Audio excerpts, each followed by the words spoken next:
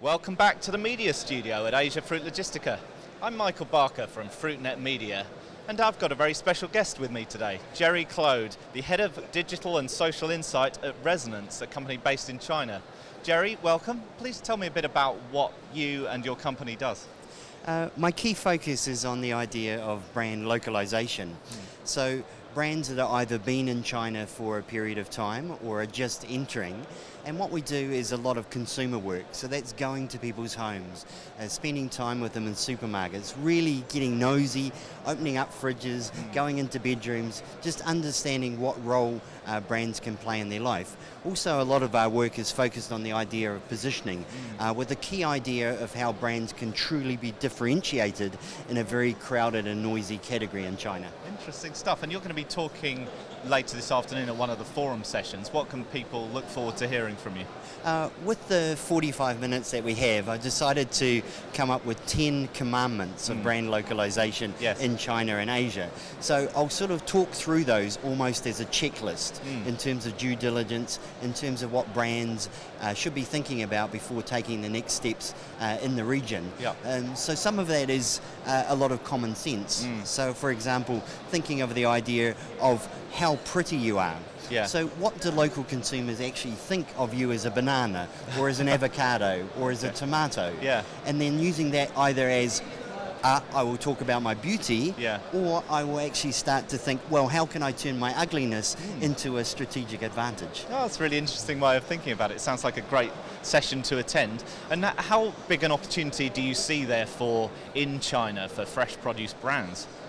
At the moment, I would say that the Chinese consumers, particularly what we call super mums, and also another consumer group we call new healthies. So people who are starting to think really carefully about what they're eating, they're starting to trade up in terms of their supermarket shopping.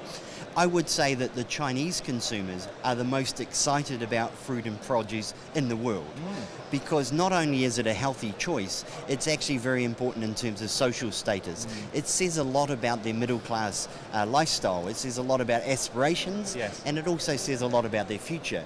So the value that people place on fruit and produce is just enormous.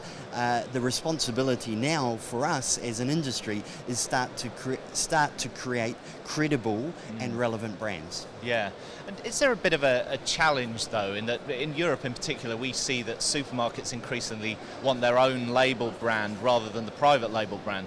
So is that the case across the world, or is there very much still an opportunity for companies to develop their own name? In China, I think the dynamic is very interesting because essentially the industry is still in its infancy. So probably sort of 3 to 5 years in.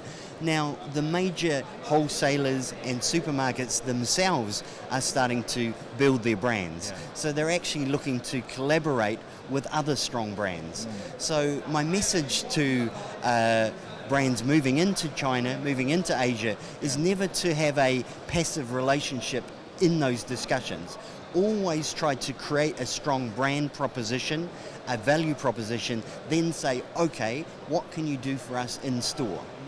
And as part of that brand creation exercise, I suppose, how important is social media in terms of talking directly to the consumer and helping build up that overall brand awareness? In terms of social media, China arguably is the most advanced market. So a typical super mum would spend up to 4 or 5 hours a day on WeChat alone, a social media app. Now, what social media has done is it has allowed marketing to be a lot more focused. So at a supermarket, you don't need to be saying everything about your brand.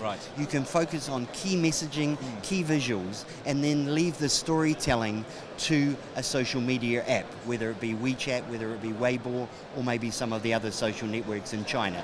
That means that in a supermarket shop, someone is looking directly at your fruit in terms of quality, and then they can scan a QR code to understand more, and that's where you're able to build up a relationship with consumers, and then hopefully they come on board as advocates. Well, it certainly sounds like there's a fascinating opportunity there. Jerry, thank you so much for your time. We really appreciate it.